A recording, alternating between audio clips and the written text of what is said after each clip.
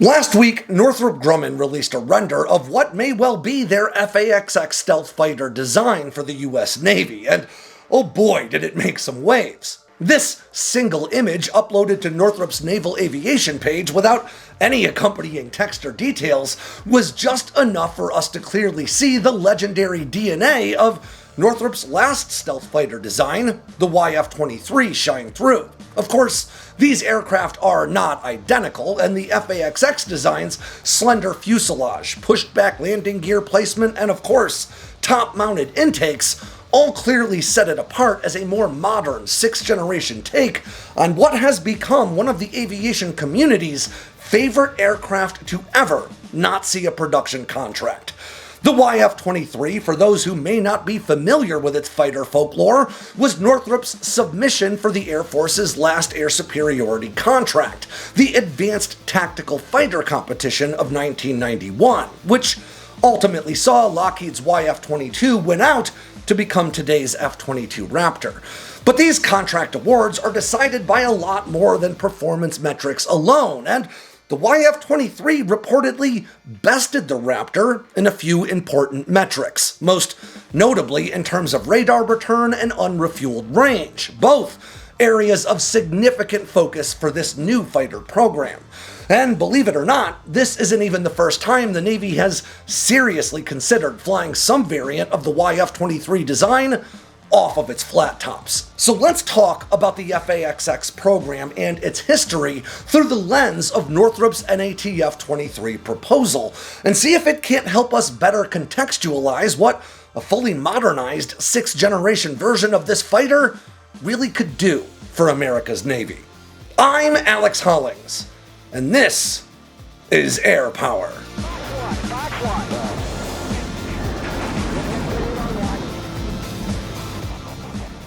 Russia's new Borei A class of nuclear ballistic missile submarines, first commissioned in 2020, are said to be among the most dangerous in the world. But Ukraine's Defense Intelligence Agency now claims to have obtained a treasure trove of classified documents outlining the sub's technical, operational, and even personnel secrets. And I've been staying on top of this story thanks to Ground News. Ground News is an aggregator that collects articles published by news outlets all over the world and then places them all into a single easy-to-read feed that helps me not just stay aware of what's going on, but also to peer right through the common forms of media bias that we see all over the place online these days. Right here on Ground News, I can see that 42 outlets have already covered this story, including 7 left-leaning and 4 right-leaning ones. And while everybody seems to agree that this is bad news for Russia, there were some differences in how the two political spheres reported on this story. Left-leaning outlets seem to stick with a just the facts approach, with headlines like, Ukraine says it stole intel from Russian Navy and found weak points in its newest nuclear missile submarine. Right-leaning outlets, on the other hand, did a bit more editorializing about the impact of these leaks by using phrases in their headlines like nightmare for Putin or Putin humiliated.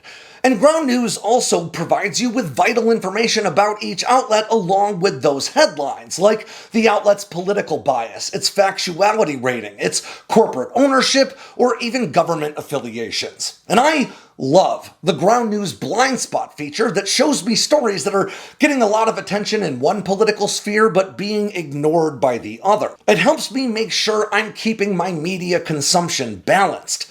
Ground News is a big part of my research and my day-to-day news consumption, and it can be for you too. Just go to ground.news/sandboxx with 2 X's, or just follow that link in the description down below to get 40% off their Vantage plan, which is the same one I use every day.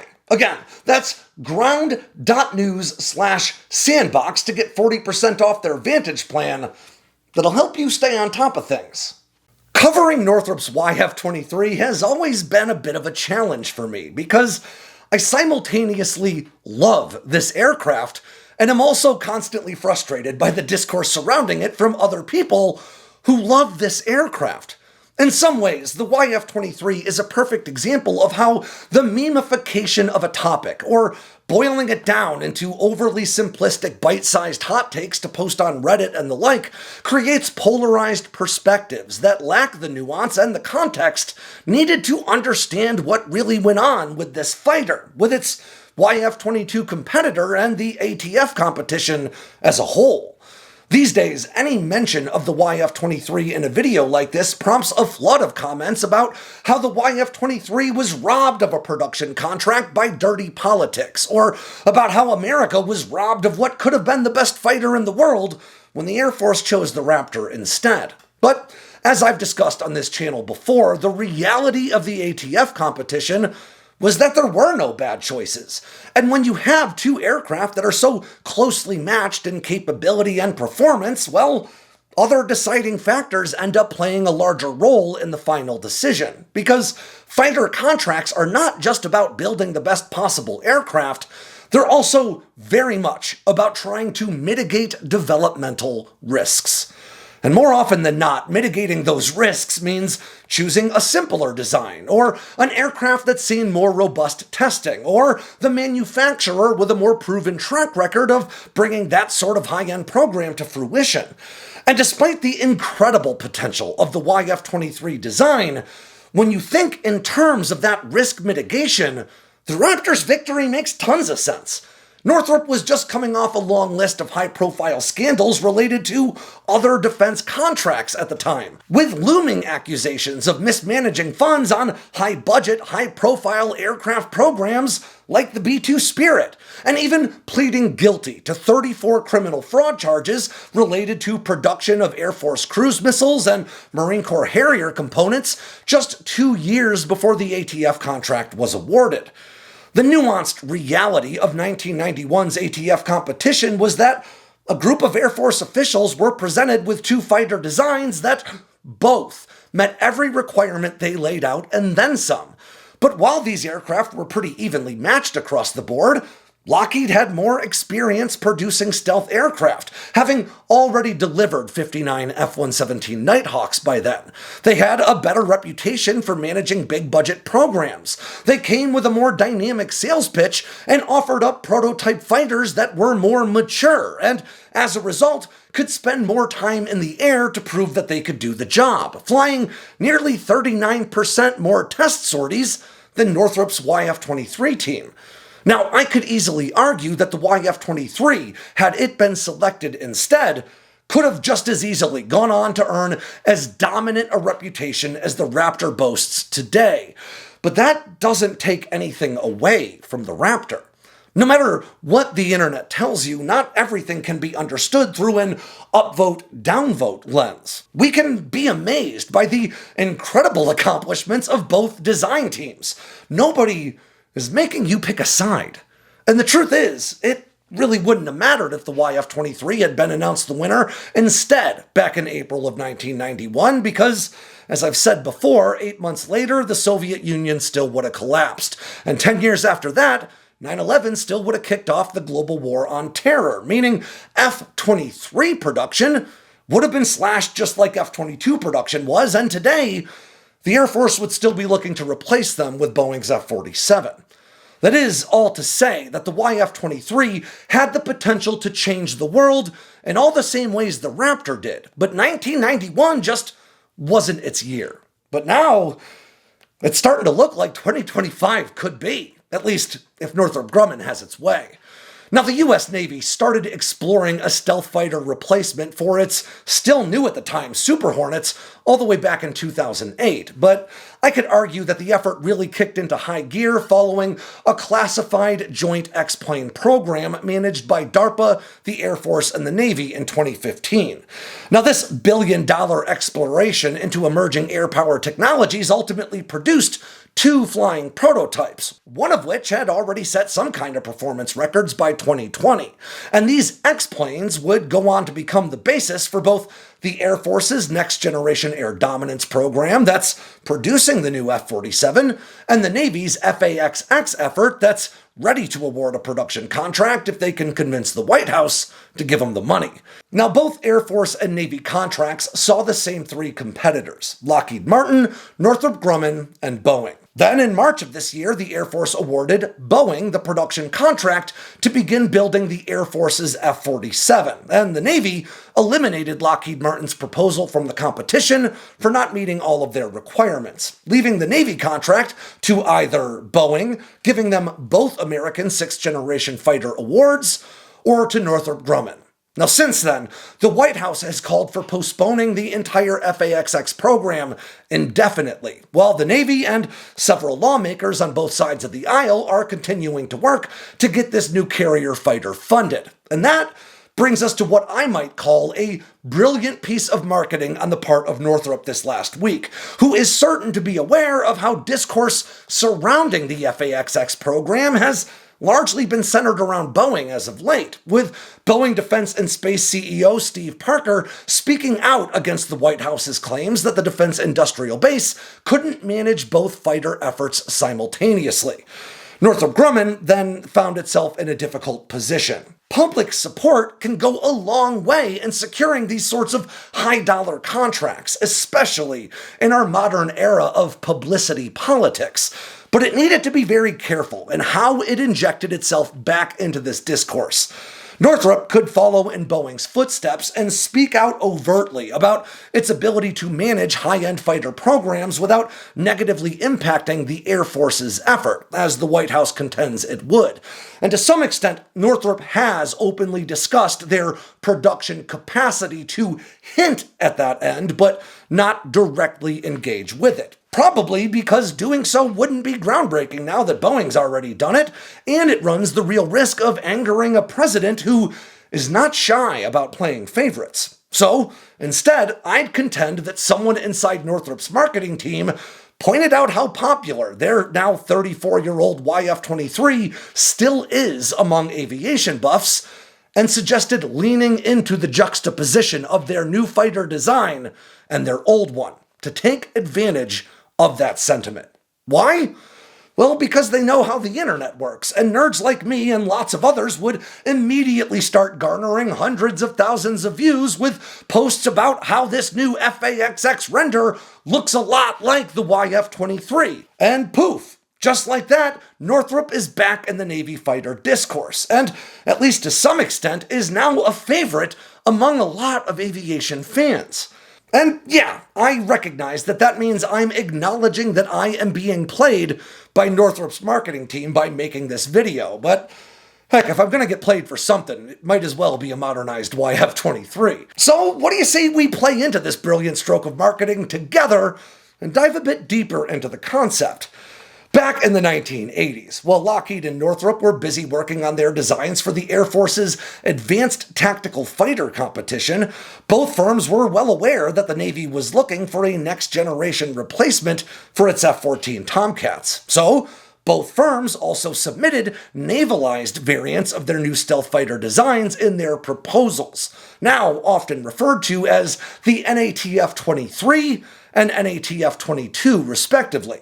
Now, the Navy was also actively developing another stealth jet for its carriers at the time, the McDonnell Douglas A-12 Avenger II, but by the late 80s, the program's problems were becoming apparent, and by January of 91, 3 months before the Air Force's ATF contract award, the Navy's A-12 program was canceled, making these NATF fighter proposals all the more important for the Navy's vision of the future. Of course, as we all now know, the Soviet Union would also collapse in December of that year, and the following year, without a looming Soviet threat on the horizon, the NATF program was canceled in favor of lower-cost options, ironically leading to the FA-18 Super Hornet that the Navy's current fighter effort, the FAXX program, is looking to replace. Now, the NATF-23 proposal, which Northrop internally referred to as Design DP-527, was actually quite a bit different from the YF-23 we've all come to know.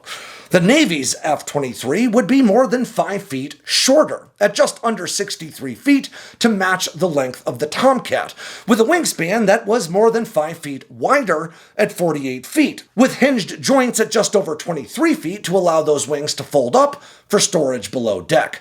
Maybe most notable of all, the diamond wings on this F-23 were pushed even further back on the fuselage, and a pair of canards were added just aft of the cockpit. At the rear of the jet, the YF-23's heat-abating trough-style exhausts, which were called CERNs, or single expansion ramp nozzles, were actually swapped out in favor of two-dimensional thrust vector control nozzles, very similar to the system found on the YF-22. Now, this would allow pilots to orient the outflow of the engine's thrust somewhat independently of the fighter itself, trading some degree of stealth for increased maneuverability and improved low-speed, high-angle of attack control. Changes were also made to the jet's inlet shape, and more serrations were added to the rudder vaders on the rear of the wings, all aimed at maintaining as much stealth as possible while also adjusting to the rigors of carrier duty. Then came the long list of standard modifications required for the arduous life of carrier fighters, including a reinforced airframe, heavier duty landing gear, and, of course, a tailhook. But despite these changes, the F-23 also carried plenty of advantages over from its Air Force design, including its large internal fuel capacity as compared to the YF-22, allowing for an unrefueled range of a reported 2,789 miles. Now that's about 489 miles farther than the YF-22 could reach. Thanks to the jet's ability to supercruise, it was at least claimed at the time that the F-23 would then be able to match the F-14 Tomcat's combat radius, which was around 600 miles with a full combat load.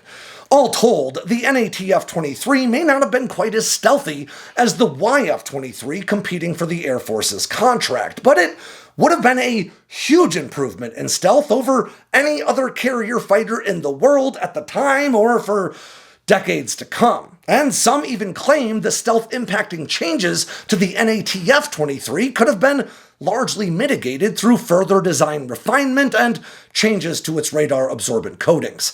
But because this concept never made it to the prototype stage, most of what we can say about its performance and even its carrier-capable design should be considered mostly hypothetical, because at least some details surely would have changed along its path to service. But we can assess with some confidence that the jet would have been the most capable tactical aircraft ever to see a carrier flight tech up to and arguably even including the F-35C, which wouldn't see service for the Navy until almost 3 decades later. And if there was an F-23 serving alongside the F-35C today, well, the Northrop fighter would boast a higher top speed, superior range, greater internal payload capacity, and much better high-altitude air-to-air performance. But admittedly, all at a much higher cost. The F-23, after all, was a top-tier twin-engine air superiority fighter ported over to Navy service, rather than the single-engine multi-role strike fighter the Navy ultimately received in the F-35. But the 1-2 punch delivered by these two stealth fighters, operating from the Navy's roving runways, with the F-23, or maybe the F-23N, dominating the skies, and the F-35C wiping out enemy air defenses on the ground, it would have represented an unparalleled force projection capability unlike anything the world has seen to date. Now, today's F-22 Raptor boasts roughly 25 to 27% more unrefueled range than its YF-22 prototype, thanks to design refinements that were made along its path to production. And if the YF-23 saw similar improvements, then it wouldn't be inconceivable that it could have offered as much as an 800 nautical mile combat radius with an air-to-air loadout, which equates to around 920 miles for those of us who don't wear an eye patch to work. Now that would place the F-23 at only about 44 miles shy of the Navy's target for unrefueled range on the forthcoming FAXX. That kind of added range would allow for much safer carrier operations at the further reaches of China's anti-ship missile arsenal, which is precisely what the Navy is looking for in its next fighter.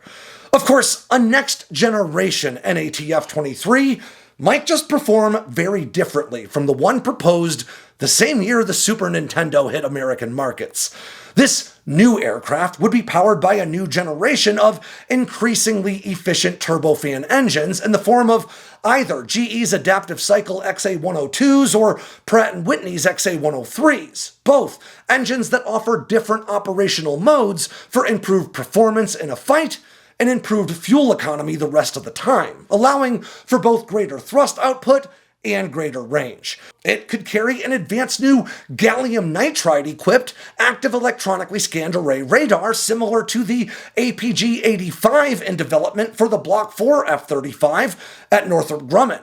It could have an advanced new infrared search and track targeting system similar to the one being designed right now for the F-22 Raptor at Lockheed Martin, a fully modernized electronic warfare suite complete with radio frequency decoys, and of course, would operate alongside AI-enabled drone wingmen to turn each of these modern F-23s into an entire formation of fighters unto themselves. But before any of that could happen, the Navy would have to be able to fund the FAXX program going forward. And then Northrop Grumman would need to beat out Boeing's proposal to win the right to build the Navy's new jet, neither of which are sure things at this point. And full disclosure, I try to make a point to never play favorites, but I also can't ignore my lifelong love affair with Grumman's F-14 Tomcat, my lasting boyhood crush on the beauty that was the YF-23, or the glee I genuinely feel when imagining Northrop Grumman announcing production on something like the F-37 Widowcat, playing off the YF-23 and Grumman's history of cat names for carrier fighters, or the FA-36 Thundercat, playing off the same Grumman tradition but as a matching pair with the Navy's F-35 Lightning IIs. Thunder and lightning, right? The truth is, I can make a sound analytical argument in favor of either Boeing or Northrop Grumman in this race, but deep down inside, I want to see the DNA of the F-14 and the YF-23 screaming off the decks of American aircraft carriers. And while I recognize that getting guys like me to say that is exactly what Northrop Grumman had in mind when they released that render last week, well, this is one piece of corporate propaganda that I just can't get mad at. Because I got into this line of work so I could stay close to that childhood excitement that I feel in the pit of my stomach when I watch footage of F-14 launches, or when I come across a photo of the YF-23 that I hadn't seen before. So maybe just this once, I want to lean into the meme too. Forget the nuance, forget the context, just give me a cool fighter that I can put on my wall. But I also want to know what you think. Will Northrop's design ultimately herald back to the YF-23, or am I just reading too much into marketing renders? And either way, do you think they can beat Boeing, who clearly has one heck of a stealth fighter design up their sleeve for this contract, assuming this contract is even ever awarded? And before I close, I also want to briefly ask you guys a favor. If you watch these videos and you enjoy them, please click subscribe down below. You see, cards on the table, I run this channel for the company that I work for, Sandboxx, and they've challenged me to hit 500,000 subscribers by the end of September. And when it comes time for me to report on the work that I've been doing this year, I'm going to talk about my research and the analysis that I do, but I would also really love to be able to say that I hit that goal they laid out for me. So if you could click subscribe, that would mean a ton. And with that ends yet another edition of Air Power from Sandboxx News. I'm Alex Hollings. Make sure to swing by Sandboxx News today and every day for all the latest in news, entertainment, and now merch from all around the force. If you got anything out of today's video, please click like and subscribe down below and leave me a comment so I know what I should cover next. And of course, don't forget to tap on that bell icon so you never miss a drop from Sandboxx News.